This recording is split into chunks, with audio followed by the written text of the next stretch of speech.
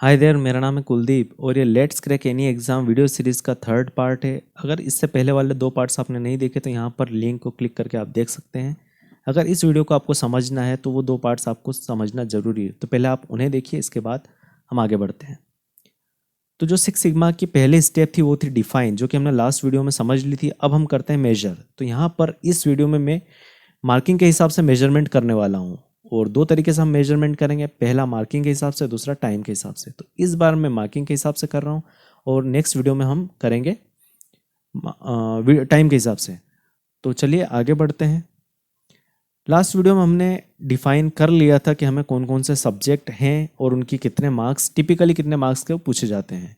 तो ये हमने एक लिस्ट बनाई थी। अब हमें क्या करना है, इसमें मेजरमेंट करना है। और मेजरमेंट हम कैसे करेंगे, हम प्रिफर करेंगे कौन सा सब्जेक्ट को पहले पढ़ना है, ये हम प्रेफरेंस ऑर्डर डिसाइड करेंगे।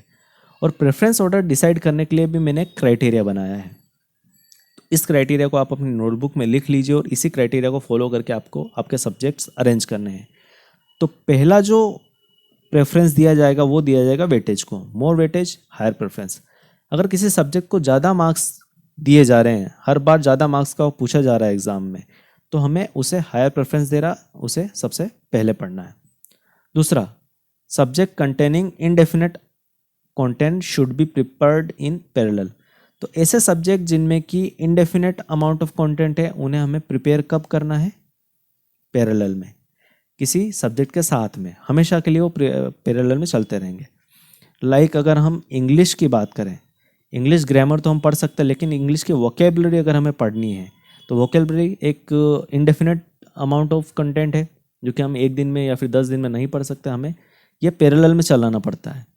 तो कुछ इस तरीके के सब्जेक्ट होते हैं, लाइक करंट अफेयर्स, इसे भी हम एक दिन में नहीं पढ़ सकते, तो ये पैरेलल सब्जेक्ट है। इन सब्जेक्ट को हमें पैरेलल में चलाना है।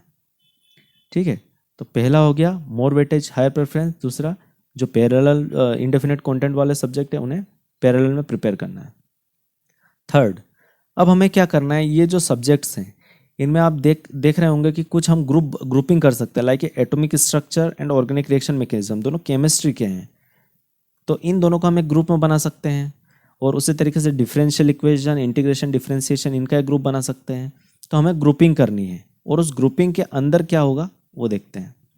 अब subject group having higher weightage to content ratio should be preferred. तो अब हमने ग्रुप बना लिए, तो सब्जेक्ट के ग्रुप्स में जिन ग्रुप्स को हायर वेटेज दिया जाता है, लाइक मैथमेटिक्स सबसे ज़्यादा मार्क्स का पूछा जाता है, तो हमें सबसे पहले मैथमेटिक्स ग्रुप को कंप्लीट करना है। तो ये बोल रहा है हमारा थर्ड पॉइंट। तो थर्ड पॉइंट, सेकंड पॉइंट और थर्ड पॉइंट भी हमने फॉलो कर लिए। अब चौथा, अब ये सब्जेक्ट के ग्रुप है, इनके अंदर कुछ ऐसे सब्जेक्ट्स आएंगे जो कि एक दूसरे पर डिपेंडेंट होंगे। तो सबसे पहले हमें प्रिपेयर करना है इंडिपेंडेंट सब्जेक्ट के लिए। उसके बाद में हमें करना है जो इस इंडिपेंडेंट सब्जेक्ट के ऊपर डिपेंड करता है, ऐसे सब्जेक्ट को हमें फिर प्रिपेयर करना है। और लास्ट में हमें ऐसे सब्जेक्ट को प्रिपेयर करना है जो कि सभी ऊपर वाले सभी सब्जेक्ट पे डिपेंड करता हो, या फिर एक या एक से ज़्यादा सब्जेक्ट पे डिपेंड करता हो। इस तरीके के सब्जेक्ट को हमें लास्ट में प्रिपेयर करना है। तो चलिए अब ग्रुप बना लेते हैं। यहाँ पर मैंने 4 ग्रुप बना लिए। सबसे पहला जनरल स्टडीज़, दूसरा केमिस्ट्री, तीसरा मैथमेटिक्स और चौथा फिजिक्स। जब मैंने सब्जेक्ट लिए थे तब शायद आपको लगा होगा कि मैंने ये इस तरीके के सब्जेक्ट क्यों लिए और कौन से एग्जाम ऐसे सब्जेक्ट होते हैं, बट ये स्ट्रेटजी को एक्सप्लेन करने के लिए अच्छे से मैंने सब्जेक्ट लिए हैं। अब हम डिस्कशन करते हैं कि सबसे पहले किस सब्जेक्ट को पढ़ा जाए। तो यहाँ पर मार्किंग देखिए, फर्स्ट वाला पॉइंट क्या बोलता है, मोर वेटेज हायर प्रेफरेंस। तो मार्किंग हमने देखी कि सबसे ज़्यादा क्वांटिटेटिव एप्टीट्यूड को मिले हैं, उसके बाद में लॉजिकल रीजनिंग को मार्क्स मिले हैं, फिर इंग्लिश ग्रामर को मिले हैं, और फिर मिले करंट अफेयर्स को। तो ये जो ग्रुप है ये लार्जेस्ट वेटेज वाला है, सबसे ज़्यादा वेटेज इसी ग्रुप को है। तो हमने सबसे पहले इस ग्रुप को चुना है। ठीक है, इस ग्रुप को चुन लिया। उसके बाद में एक और बात, subject containing indefinite content should be prepared in parallel. अब जो इंग्लिश ग्रामर है और करंट अफेयर्स, ये दोनों सब्जेक्ट इस ग्रुप के अंदर है। और क्योंकि अगर ये सब्जेक्ट पैरेलल चलने वाले हैं तो इन सब्जेक्ट की शुरुआत हमें शुरुआत में ही करनी पड़ेगी। अगर कोई सब्जेक्ट पैरेलल चलेगा तो उसकी शुरुआत हमें जब प्रिपेयर करना शुरू कर रहे हैं तभी करनी है, ताकि हमारे पास एक लंबा समय हो प्रिपरेशन के लिए। तो इस कारण से भी जनरल स्टडीज़ को पहले नंबर पर रखना बनता है। तो हमारे कितने 2 पॉइंट फॉलो हो गए। अब third point, subject group having higher weightage to content ratio should be preferred.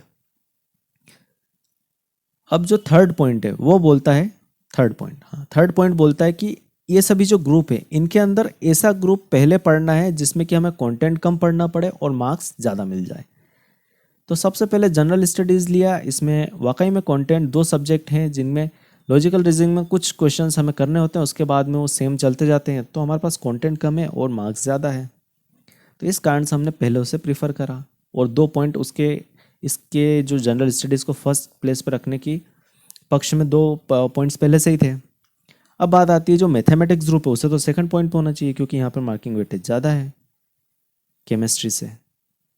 तो ऐसा मैंने क्यों किया कि पहले केमिस्ट्री को रखा उसके बाद मैथमेटिक्स को रखा। तो बात यह है कि यहाँ पर कंटेंट कितना ज़्यादा है और मार्क्स का अंतर कितना है। ये है 22 मार्क्स का केमिस्ट्री और मैथमेटिक्स हो जाएगा 23 मार्क्स का। तो इसमें कोई काफ़ी ज़्यादा अंतर नहीं है लेकिन कंटेंट का अंतर है। तो हमने क्या करा, इस थर्ड पॉइंट को प्रेफर करा कि जो सब्जेक्ट कंटेंट कम और मार्क्स ज़्यादा दे रहा है उसे हमें प्रेफर करना, तो इसलिए हमने केमिस्ट्री को प्रेफर करा। उसके बाद में फिर क्या करा, अब हमारे पास 2 ग्रुप बचे थे, एक मैथमेटिक्स और एक फिजिक्स। इन दोनों में से हमें पहले किसको पढ़ना है। तो मानता हूँ कि मैथमेटिक्स का कंटेंट ज़्यादा है बट इसमें मार्किंग भी ज़्यादा है, इसका वेटेज भी ज़्यादा है, और फिजिक्स में कंटेंट कम है बट मार्किंग भी कम है। तो इसलिए मैंने प्रीफर करा मैथमेटिक्स को पहले पढ़ना, उसके बाद में फिजिक्स को। तो ये हमने अरेंज कर लिया ग्रुप्स को। अब हमें अरेंज करना है किसे, सब्जेक्ट्स को। अब ये जो 3 पॉइंट है 4, 5, 6, ये तीनों जो पॉइंट्स है ये ग्रुप पर, ये जो सब्जेक्ट्स का ग्रुप है इसमें अप्लाई होने वाले हैं। तो पहले हमने शफलिंग कर ली ग्रुप्स की। अब हम इंटरनल शफलिंग करेंगे जो हम परम्यूटेशन कॉम्बिनेशन में करते हैं उसी तरीके से। अब इंटरनल शफलिंग करनी है। तो पहला पॉइंट क्या बोलता है, जो कि 4th पॉइंट है कि इंडिपेंडेंट सब्जेक्ट्स फर्स्ट। जो इंडिपेंडेंट सब्जेक्ट उसे हमें पहले पढ़ना है। क्वांटिटेटिव एप्टीट्यूड इंडिपेंडेंट है, हमने पहले पढ़ लिया। लॉजिकल रीजनिंग इंडिपेंडेंट था, पहले पढ़ लिया। ग्रामर, इंग्लिश ग्रामर, हाँ लॉजिकल रीजनिंग थोड़ा बहुत तो इंग्लिश के ऊपर डिपेंड करता है बट इतनी इंग्लिश हमें आती है कि हम उससे समझ सकें, इस कारण से मैंने उसे पहले ही पढ़ लिया था।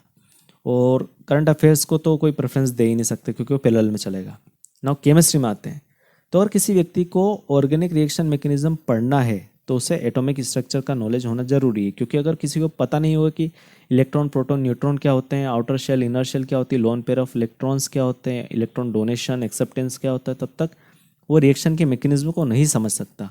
तो इस कारण से ज़्यादा वेटेज ऑर्गेनिक रिएक्शन मैकेनिज्म को होने के बावजूद हमने पहले प्रीफर किसे करा है, एटॉमिक स्ट्रक्चर को, क्योंकि ऑर्गेनिक रिएक्शन मैकेनिज्म एक डिपेंडेंट सब्जेक्ट है। तो पहले हमें इंडिपेंडेंट सब्जेक्ट को पढ़ना पड़ेगा, उसके बाद में डिपेंडेंट सब्जेक्ट को पढ़ना है।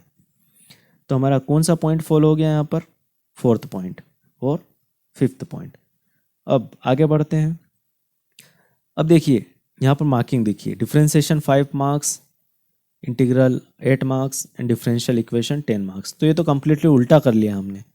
हमें पहले ज़्यादा मार्क्स वाले को पढ़ना था और कम मार्क्स वाले को बाद में। लेकिन डिफरेंशिएशन एक इंडिपेंडेंट सब्जेक्ट है, उसे समझने के लिए हमें इन दोनों सब्जेक्ट की तो ज़रूरत नहीं है। कुछ फंक्शंस वगैरह की ज़रूरत होती है तो वो हम पढ़े हुए, वो हमें आता है। तो अगर इंटीग्रेशन किसी को समझना है तो उसे डिफरेंशिएशन का नॉलेज होना ज़रूरी है, और अगर डिफरेंशियल इक्वेशन किसी को करना है तो उन्हें कंप्लीट नॉलेज होना ज़रूरी है डिफरेंशिएशन और इंटीग्रल का। तो इसलिए इस तरीके से हमने इनको प्रीफर किया है और इस लिस्ट में डाला है। बावजूद इसके कि जो मार्किंग है वो जस्ट उल्टा बोल रही है, तो हमें डिपेंडेंसी का भी ध्यान रखना पड़ता है। अगर कोई व्यक्ति सीधे डिफरेंशियल इक्वेशन पढ़ना शुरू कर देगा तो वो पढ़ ही नहीं पाएगा, उसे ये दोनों चीज़ें तो इनडायरेक्टली सीखनी ही पड़ेगी। तो बेटर यही होगा कि आप डिफरेंशिएशन पहले पढ़ें, इंटीग्रेशन उसके बाद, और फिर डिफरेंशियल इक्वेशन। वहीं अगर वर्क, एनर्जी एंड पावर को हमें समझना है तो लॉज ऑफ मोशन को समझना ज़रूरी है। तो इस तरीके से हमें स्ट्रेटजी डिसाइड करनी पड़ती है कि किस सब्जेक्ट को पहले पढ़ा जाए। सबसे पहले तो हमें ये डिसाइड करना है कि किस सब्जेक्ट ग्रुप को पहले पढ़ा जाए, उसके बाद में किस सब्जेक्ट को पहले पढ़ा जाए। तो ये 2 शफलिंग हमारे सामने हमें करनी है। इसके लिए आप कितना भी समय ले सकते हैं, 2 दिन 3 दिन आराम से सोच करके बैठ करके इस स्ट्रेटजी को बनाइए। आपके जो भी सब्जेक्ट हैं उनको शफल कीजिए और एक बेस्ट वे जो कि मार्किंग के हिसाब से और डिपेंडेंसी के हिसाब से निकल करके आए उसको आप फॉलो करना। तो इसके आगे जो टाइम मैनेजमेंट है, अब किस सब्जेक्ट को कितना टाइम देना है, उसका जो मैनेजमेंट हम करेंगे नेक्स्ट वीडियो में, जिसकी आप यहाँ पर क्लिक करके देख सकते हैं।